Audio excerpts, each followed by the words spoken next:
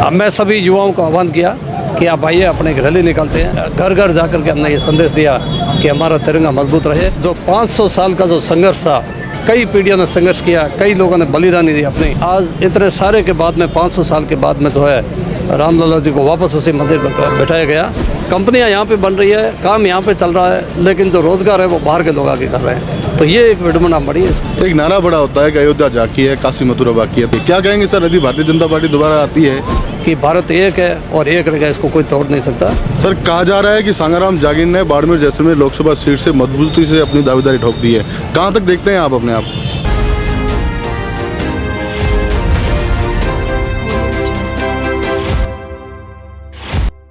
75वें गणतंत्र दिवस के अवसर पर आज तमिलनाडु के पूर्व डीजीपी सांगाराम जागीर द्वारा बाड़मेर शहर में तिरंगा यात्रा निकाली। सर, क्या उद्देश्य था इस यात्रा का और क्या संदेश देना चाहते हैं? देखिए, आज रिपब्लिक डे है, ठीक है। इस दिवस पर जब हमारा संविधान जो लागू किया गया था, इस दिवस पर भारत का जो है आज तक का जो विकास हुआ है, उस विकास को देख करके बहुत खुशी होती है। उस विकास को सेलिब्रेट करने के लिए अब मैं सभी युवाओं को आह्वान किया कि आप आइए, अपने एक रैली निकालते हैं। जो भारत के विकास, एकता, मजबूती और उसको आगे जो भविष्य में इसको अपन किस तरह से आगे लेके जाएंगे, उसका एक संदेश सभी को पहुंचाना था, एकता की, मजबूती की। और वो संदेश बहुत ही तगड़ा था और सभी इतनी संख्या में सभी मेरे साथ चले और घर घर जाकर के हमने ये संदेश दिया कि हमारा तिरंगा मजबूत रहे। भारत के प्रधानमंत्री मोदी जी के नेतृत्व में जो हमारा देश, न केवल देश में ही विकास हो रहा है, बट कि पूरी दुनिया में आप देखिए कि भारत का जो नाम आ रहा सभी जगह।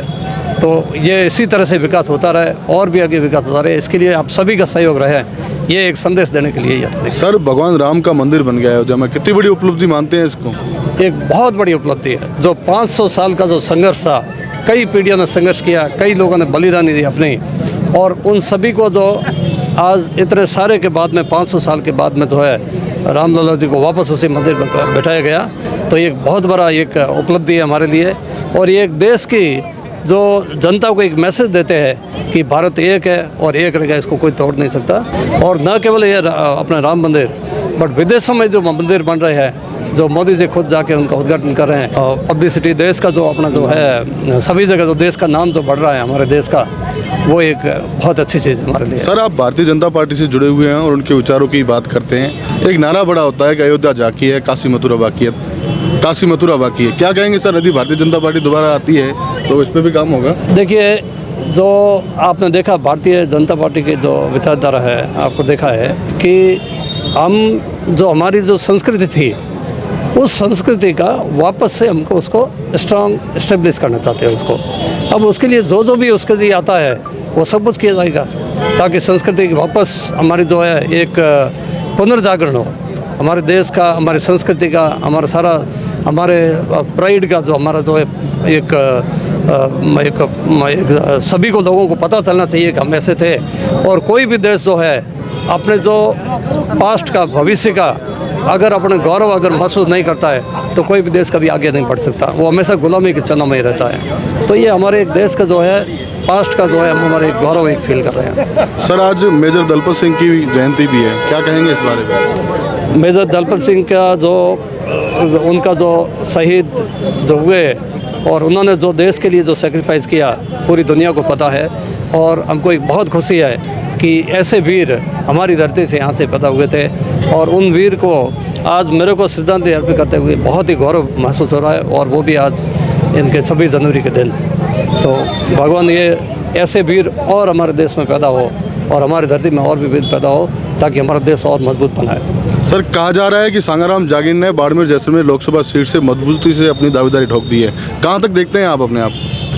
दावेदारी मैंने पेश की है और मैं सोचता हूँ कि एक एमपी की दावेदारी पेश करने के लिए जो भी एक क्वालिफिकेशन होनी चाहिए वो सब मेरे में है। और मैं सबसे ज़्यादा ये है कि यहाँ की जो जनता मुझे बहुत प्रेम करती है, और मैं जनता का उनकी भावना का कदर करते हुए अगर मेरे को मौका मिला तो मैं ज़रूर जनता की सेवा करूँगा। सर, कौन से मुद्दे हैं जिन पर प्रमुखता से काम करेंगे आप यदि सत्ता में आते हैं, आपको टिकट मिलती है, जीतते हैं? कई मुद्दे हैं जो अभी आपने, अगर समय कम है, अगर आप चाहो तो मैं ब्रीफ में बता सकता हूँ। ऐसे कई सारे मुद्दे हैं। देखिए, एक जो ये सीमावर्ती जो क्षेत्र है, पूरी जो कॉन्स्टिट्यूंसी है सीमावर्ती है, तो इसमें सीमावर्ती के एरिया में और बहुत पिछड़ी हुई थी।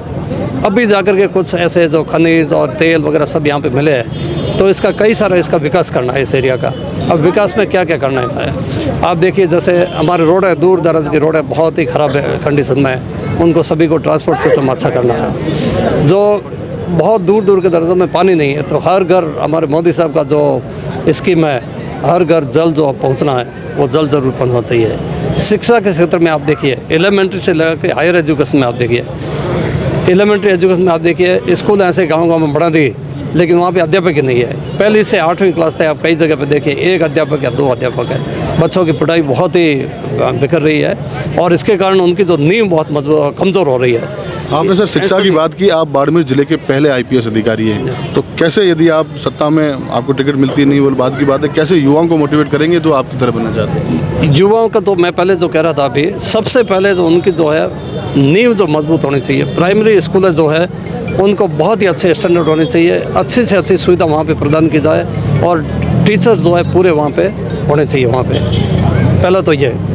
दूसरा जो हायर एजुकेशन है, बाड़मेर में कोई इतनी बड़ी कोई टेक्निकल इंस्टीट्यूट वगैरह कोई भी नहीं है, तो मैं चाहता हूँ जैसे यहाँ पे रिफाइनरी आ रखी है, अब रिफाइनर के लिए पेट्रोकेमिकल्स की कोई एक यूनिवर्सिटी या कोई इंस्टीट्यूट और कॉलेज होनी चाहिए, जिससे कि यहाँ से युवक पढ़ करके और वहाँ पे जॉब ले सके। अब आप देखिए, इतनी सारी कंपनियाँ हैं, लेकिन हमारे युवा सारे एम्प्लॉयमेंट बिना है, रोज़गार नहीं मिल रहा उनको।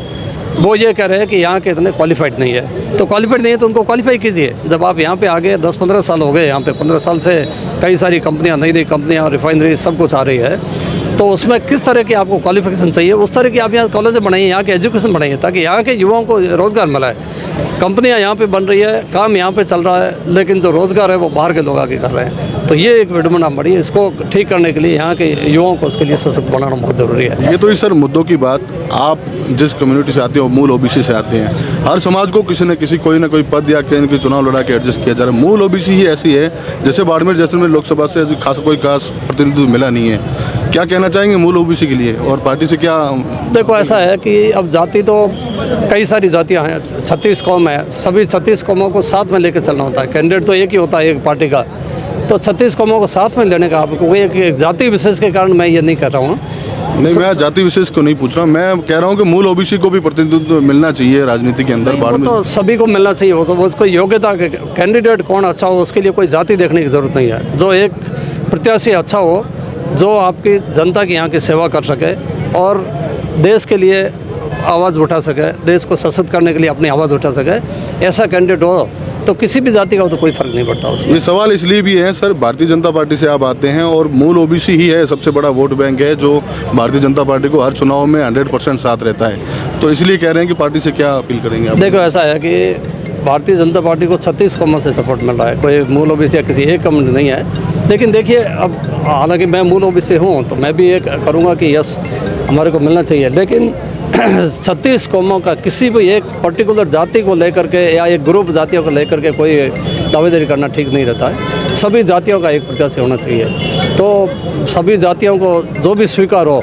उसको पार्टी सेलेक्ट करे, ताकि वो उनको सभी के लिए वो अच्छा कर सके। तो सर आगामी दिनों में क्या जैसलमेर में भी इस तरह के आयोजन देखने को मिलेंगे? देखो, अब शुरू किया है, तो जहाँ जहाँ भी जो भी जागरूकता के लिए जो कुछ मैं कर सकता हूँ, जाऊँगा, मिलूँगा, एक एक विधानसभा क्षेत्र में, एक एक गांव में, जहाँ जहाँ भी मैं जा सकूँगा। एरिया बहुत लंबा है, इसलिए सभी कवर नहीं हो सकता एक साथ। आज मैं सोच रहा था कि सारे विधानसभा क्षेत्रों में एक एक रैली करूँगा, लेकिन कर नहीं पाया, क्योंकि यहाँ से वहाँ कैसे जा सकते हैं, इसलिए पहले यहीं पे की। इसी तरह से युवाओं को, खास करके युवाओं को एक मैसेज देने के लिए, यहाँ की समस्याओं को जानने के लिए, कहाँ कहाँ क्या समस्या, मैं एक जनसंपर्क एक प्रोग्राम भी कर रहा हूँ, जो कि एक एक जगह पे जाकर के मैं वहाँ से दूंगा, ताकि ये सारा ध्यान में रहना चाहिए कि ये जो जनता की समस्याएं हैं, और इस समस्याओं को लेकर के आगे जो है जनप्रतिनिधि को काम करना चाहिए। सर आपने मुद्दों की बात की, बैरिकेड बड़े होंगे आपके लिए सर, आसान नहीं होगा आपके लिए टिकट लेना और राजनीति में खड़े होना? नहीं, कोई बात नहीं है, इतना कोई नहीं है।